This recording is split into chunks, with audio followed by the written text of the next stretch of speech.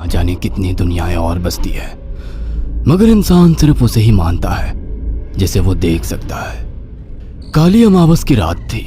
चारों ओर सिवाय हवाएं और शोर के अलावा कुछ भी नहीं था। राजन को आज घर लौटने में देर हो गई थी। रात के सन्नाटे को वो अपनी साइकिल से चीरता हुआ चला जा रहा था। वो गांव की नदी तक पहुंचा ही था कि तभी उसे नदी के पास एक काला साया दिखाई दिया जो नदी के किनारे पानी को घूरे जा रहा था। इतनी रात को नदी के पास देखकर राजन के ना जाने क्यों रोंगटे खड़े हो गए। उसे ऐसा महसूस हुआ मानो उसके पैर साइकिल के पैडल पर जम गए हो। राजन कपकपाते हुए होठों से बोला, कौन है वहां पर? राजन ने इतना बोला ही था कि अचानक वो साया बिजली की रफ्तार से दौड़ता हुआ राजन के नजदीक आ गया। राजन की नजर जैसे ही उस साये पर पड़ी, उसके हलक से एक भयानक चीख निकल गई। इस घटना के 1 महीने बाद अर्जुन का सारा ध्यान ड्राइविंग पर था। उसकी पत्नी शिखा कार में ड्राइविंग सीट के बगल में बैठी हुई एक मैगजीन पढ़ रही थी। शिखा ने मैगजीन रखकर अर्जुन की ओर देखकर कहा, और कितनी दूर रह गया है तुम्हारा गांव अर्जुन? बस थोड़ी दूर रह गया है, आधे घंटे में हम पहुंच जाएंगे। तुम्हारे चेहरे पर इतनी टेंशन क्यों है? टेंशन क्यों नहीं होगी शिखा, मैंने अपनी माँ को बगैर बताए तुमसे लंदन में शादी जो कर ली। पता नहीं माँ तुम्हें देखकर कैसे रिएक्ट करेगी। डोंट वरी अर्जुन, मुझ पर भरोसा रखो। तुम्हारी माँ को मनाने की जिम्मेदारी मेरी है। आई होप शिखा ऐसा ही हो।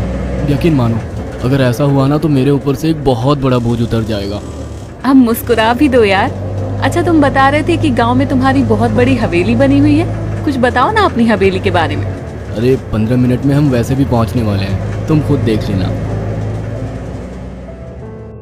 कुछ ही देर में अर्जुन अपने गांव वीरपुर अपनी हवेली में खड़ा हुआ था। अर्जुन की मां अर्चना देवी अर्जुन के स्वागत के लिए हवेली के बाहर खड़ी हुई थी। अर्जुन ने दौड़कर अपनी मां के पैर छुए और डरते हुए बोला, ये शिखा है माँ, मेरी पत्नी। हम दोनों ने लंदन में शादी कर ली। अर्जुन की बात सुनकर अर्चना देवी मुस्कुराकर बोली, कोई बात नहीं बेटा, एक ना एक दिन तो तुझे शादी करनी ही थी। इतना बोलकर अर्चना ने अपनी बहू को गले लगा लिया और वो अंदर आने का इशारा करती हुई वहां से चली गई। अर्जुन को अपनी माँ का ये बिहेवियर देखकर बहुत ज्यादा हैरत हुई। उसे उसकी माँ इस बार बहुत बदली हुई सी लगी। अर्जुन पूरे 10 साल बाद लंदन से आया था। अर्जुन उन्हीं ख्यालों में खोया हुआ था कि उसके कानों में उसकी पत्नी शिखा की आवाज टकराई।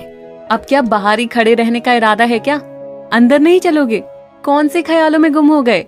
मुझे लगा था माँ को मेरी शादी के बारे में जानकर बुरा लगेगा, मगर माँ को तो जैसे कोई फर्क ही नहीं पड़ा। अजीब आदमी हो, ये तो अच्छी बात है। मुझे मेहनत करने की जरूरत ही नहीं पड़ी। चलो अब अंदर भी चलो। अर्जुन और शिखा अंदर की ओर चले गए। अर्जुन ने देखा कि उसकी हवेली में सन्नाटा पसरा हुआ था। उसे याद था कि उसकी हवेली में बहुत सारे नौकर चाकर हुआ करते थे। डाइनिंग टेबल पर डिनर के दौरान अर्जुन अपनी माँ से जो बोला वो सुन उसकी पत्नी शिखा और रहस्यमय अंदाज में मुस्कुराकर लगातार देखे जा रही थी। माँ, हवेली के सारे नौकर कहाँ गए? मैंने सबको छुट्टी दे दी बेटा।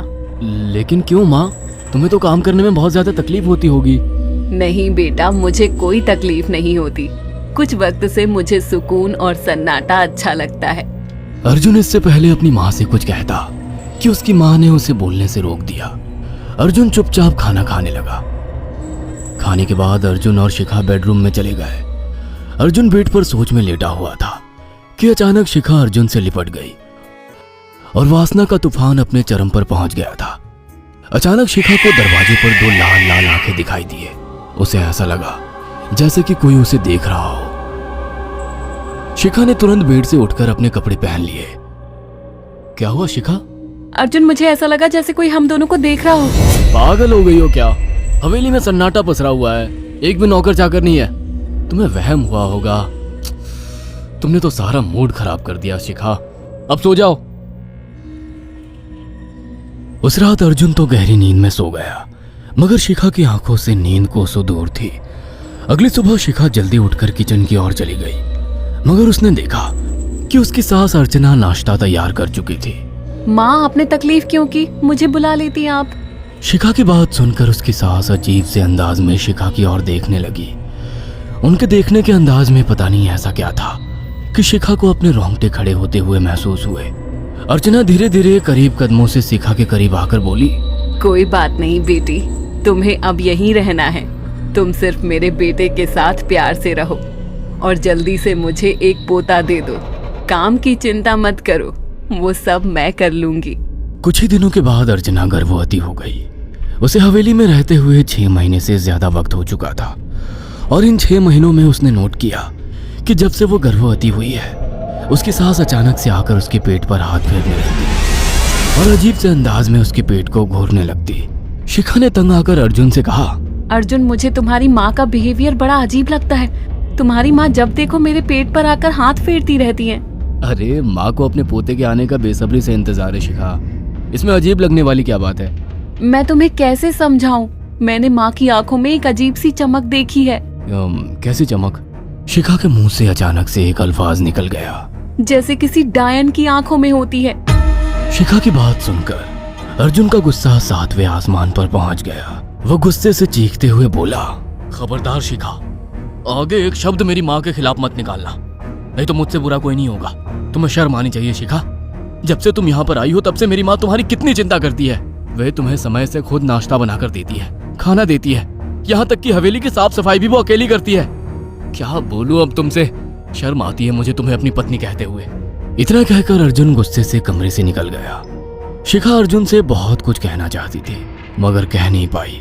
उसने महसूस किया था कि चाहे कितनी भी तेज आंधी और तूफान आए मगर हवेली के अंदर धूल की एक परत तक नहीं जमती थी और दिन ब दिन अर्चना के चेहरे की झुर्रियां कम होती जा रही थी। ऐसा लगता था मानो वो जवान हो रही हो। शिखा के अब 9 महीने कंप्लीट हो चुके थे और एक रात अचानक उसे प्रेगनेंसी पेन होने लगे। वो दर्द से तड़पने लगी। ये देखकर अर्जुन घबरा गया। वो दौड़ा दौड़ा माँ को बुलाकर लाया और बोला, माँ, हमें तुरंत शिखा को किसी अच्छे हॉस्पिटल में एडमिट कराना होगा। अर्जुन ने देखा कि उसकी माँ ने उसकी बात को सुना ही नहीं। वो तो बस शिखा के गर्भ की ओर आंखें फाड़ फाड़ कर देखी जा रही थी। अर्जुन एक बार चिल्लाकर कहा, माँ, हमें शिखा को इसी वक्त हॉस्पिटल में एडमिट कराना होगा। नहीं, शिखा की डिलीवरी हॉस्पिटल में नहीं, इसी हवेली में होगी। लेकिन इस हवेली में आपके और मेरे अलावा कोई नहीं है। तभी शिखा दर्द से तड़पने लगी। अर्चना ने अपने बेटे को धक्के देकर कमरे से बाहर निकाल दिया और दरवाजा बंद कर लिया। अर्जुन हक्का बक्का रह गया। अर्जुन दौड़ता हुआ गांव की ओर गया। उसने देखा कि गांव में एक पेड़ के नीचे गांव के सभी बुजुर्ग इकट्ठे थे। उनके हाथों में जलती हुई मशालें थीं। अर्जुन उनके पास पहुंच गया और बोला, मेरी मदद कीजिए, मेरी बीवी को प्रेगनेंसी दर्द हो रहे हैं। आप प्लीज किसी दाई को बुला लीजिए, जितना पैसा चाहिए देने को मैं तैयार हूँ। तभी उसके कानों में गांव के सरपंच की आवाज टकराई, बेवकूफ लड़के, तू अपनी बीवी को एक डायन के यहाँ पर मरने के लिए छोड़ आया। क्या कहना चाहते हैं आप? आप जानते हैं आप क्या कह रहे हैं? वही जो तू सुन रहा है। तेरी माँ एक डायन है। इन गांव वालों के हाथों में जो मशाले देख रहा है ना, हम तेरी ही हवेली में आग लगाने जा रहे थे। तेरी माँ ने इस गांव में ना जाने कितने नौजवानों को मार कर खाया है। तेरी माँ एक डायन है। लगता है आपका दिमाग खराब हो गया है। आप जानते भी हैं मैं कौन हूँ? हाँ, मैं जानता हूँ। तू ठाकुर धीरेन्द्र प्रताप का बेटा है। तेरे पिता को शक हो गया था कि तेरी माँ एक डायन है, इसीलिए उन्होंने तुझे हमेशा उससे दूर रखा।